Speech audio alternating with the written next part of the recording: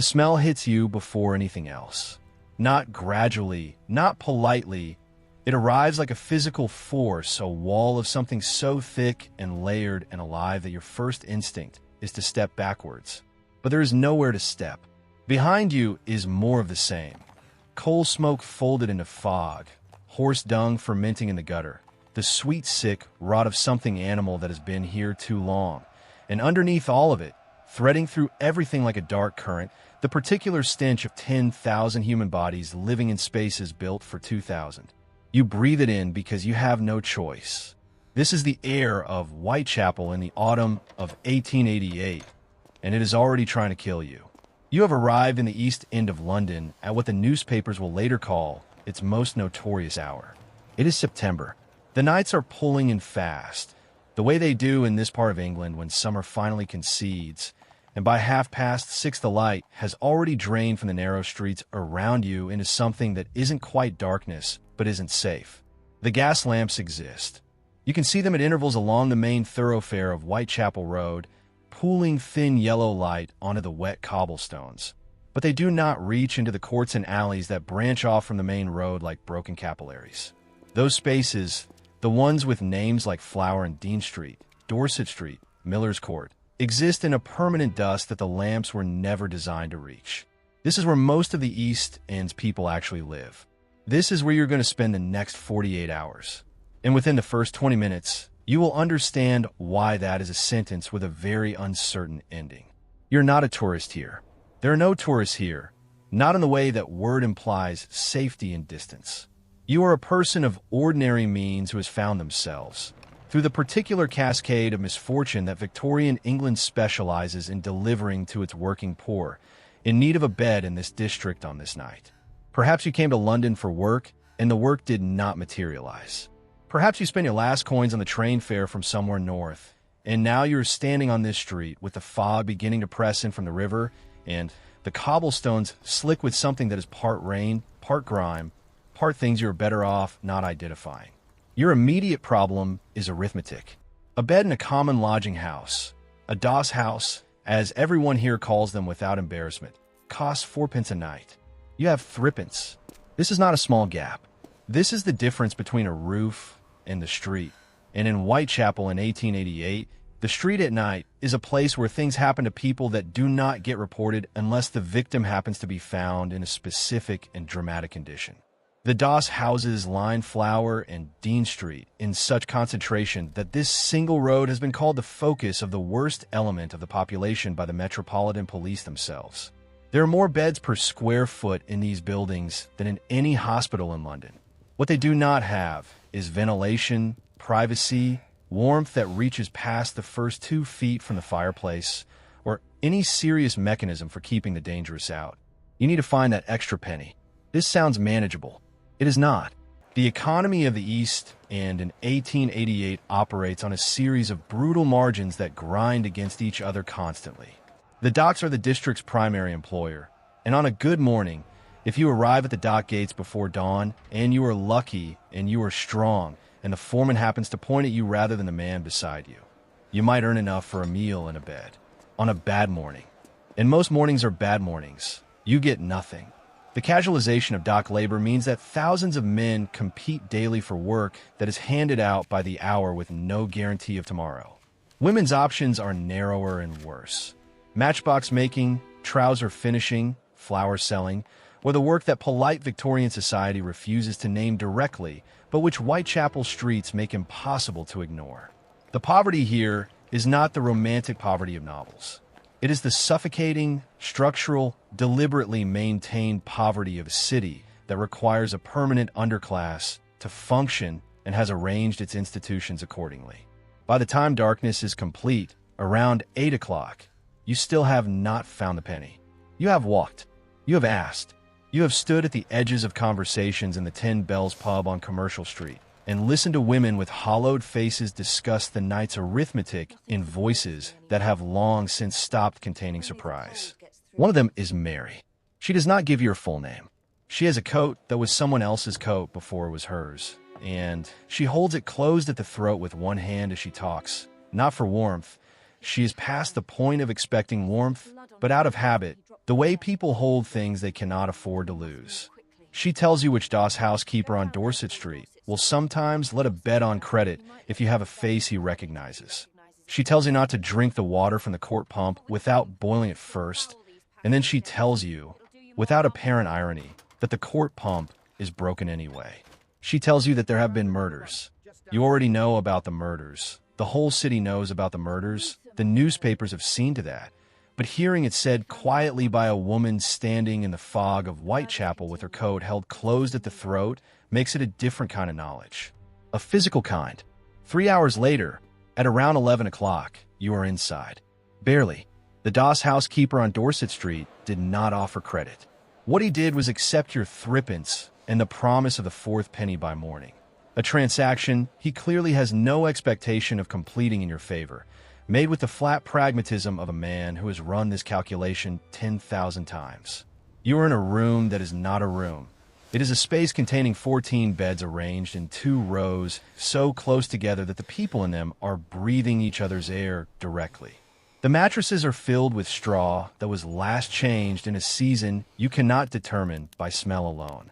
The single fireplace at the end of the room generates heat for approximately the first 3 beds. You are in the 9th. You lie down with your coat on. Everyone lies down with their coats on. This is not a choice. It is the only reliable method of keeping both the cold and the theft at bay simultaneously, because in a room of 14 strangers in extreme poverty, an unwatched coat is a coat that will be gone by morning. The cough that has been following you since you arrived on this street, that wet, percussive cough that you hear from every third person in every lodging house in Whitechapel, is now surrounding you from 4 directions. You know what that cough means. Everyone in 1888 knows what that cough means, even if the precise bacteriological explanation is only a few years away from Robert Koch's confirmation. That cough is tuberculosis, and it is moving through this room on the shared air like something purposeful. London in 1888 has a tuberculosis mortality rate that will not be seen again in any major Western city. In Whitechapel specifically, in the streets and courts within half a mile of where you are lying right now, tuberculosis is not an outlier. It is the ambient condition.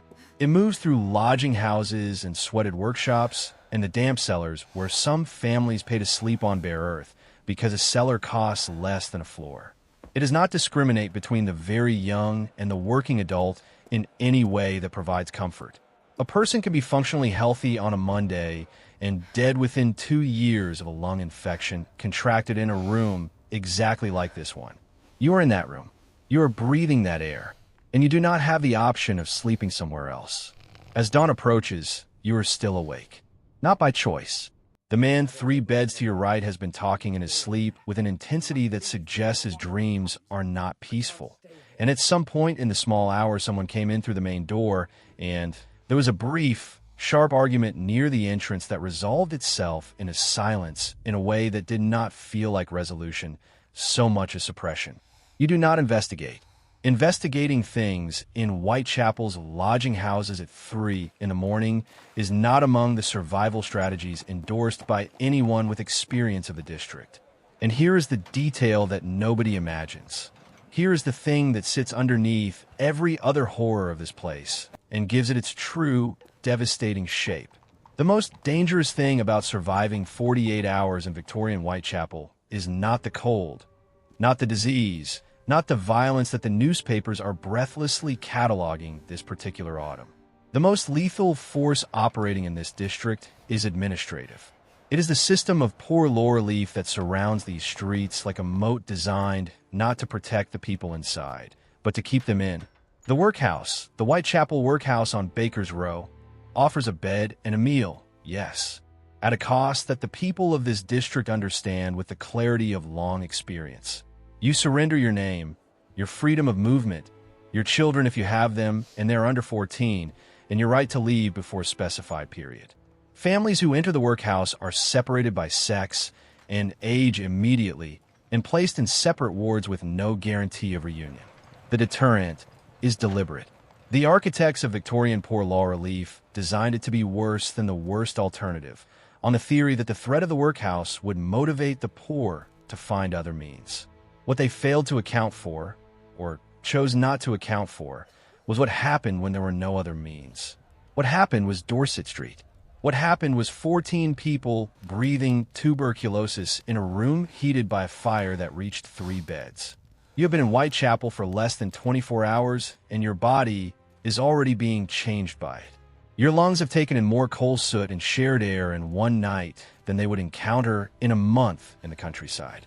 Your stomach, working on a single meal of bread and dripping purchase from a street seller yesterday afternoon, is contracting around its own emptiness with a persistence that has moved beyond hunger into something that feels closer to structural failure. Your feet, inside boots that were inadequate for this wet and cold when they were new and have not been new for some time, are damp in a way that does not dry. Trench foot, the condition that will later devastate soldiers in a war still 26 years away, is currently a common complaint among the ordinary poor of East London. The mechanism is identical. Prolonged damp, no relief, tissue breakdown beginning at the margins. And yet, the people of Whitechapel in 1888 had built, inside and around, and in spite of all of this, a set of survival structures so remarkable in their ingenuity and so relentless in their operation that they constitute one of the most extraordinary examples of human community resilience in the entire Victorian record.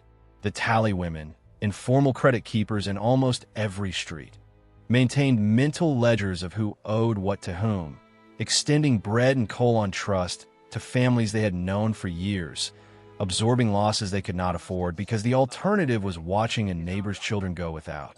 The socialist and labor clubs that had begun to proliferate through the East End by 1888, many of them founded by Jewish immigrants who had brought with them from Eastern Europe a tradition of mutual aid societies, provided meals, legal advice, literacy classes, and the kind of organized dignity that the poor law system was specifically designed to deny. The Salvation Army, whatever its theological rigidities, operated a genuinely effective emergency food and shelter network across Whitechapel that asked nothing in return except presence. The women of the lodging houses, women like Mary, standing in the fog with her coat held at her throat, shared information about which streets were safer after midnight, which doss housekeepers could be trusted, which constables were worth approaching, and which were not. This was not gossip. This was an operational intelligence network for surviving a city that had been designed without them in mind, and it worked with a forged, relentless efficiency that no official institution in Victorian London could match. They endured what the city gave them, and they built what the city would not. The ingenuity was not celebrated in any newspaper. It did not appear in any parliamentary report. It happened in the dark, in the damp, in 14 bedrooms where the fire only reached 3 beds, passed between people who had nothing to offer each other except the knowledge of how to still be alive in the morning. That is what it actually took to survive 48 hours in Victorian London's East End. Not toughness, not luck, though luck was always part of it. What it took was each other. There is a version of history that looks at Whitechapel in 1888 and sees only the darkness, the poverty, the disease, the murders that sent the newspapers into a frenzy, while the ongoing, ordinary catastrophe of the district went unremarked. But the people who lived in those courts and alleys were not simply victims of their circumstances. They were architects of survival under conditions that should not have permitted survival at all. That is not a small thing. That is, in its quiet and unremarkable way, one of the most remarkable things the human species has ever done. Next time, we're going to step inside a different kind of darkness. Not the streets of the East End, but the buildings themselves. The factories, the workshops, the sweated trades that kept the rest of Victorian London dressed and fed and comfortable, and what they cost the people inside them. What you're about to learn about working conditions in Victorian England will make tonight's Doss House feel, in a specific and terrible way, like the safer option. You already know this place changed people. Next time, you will see exactly how.